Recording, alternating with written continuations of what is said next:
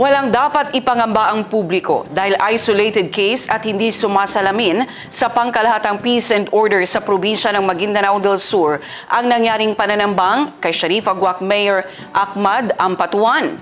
Ito ang sinabi ni Governor Dato' Ali Midtimbang.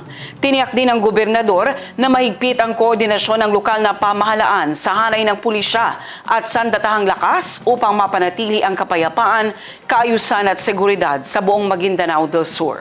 Ang News Now mula kay Naphtali Velarde. Nakipagpulong si Maguindanao del Sur Governor Dato' Ali Midtimbang kay 6th ID at Joint Task Force Central Commander Major General Vladimir Cagara, Brigadier General Edgar Cato at Pro-Bar Regional Director Police Brigadier General Jason de Guzman araw ng Lunes. Tinalakay sa pulong ang naganap na pananambang kay Mayor Ahmad Ampatuan ng bayan ng Sharif Aguac araw ng Linggo. Sa nasabing pagpupulong, masusing tinalakay ang kasalukuyang sitwasyon sa seguridad ng lalawigan.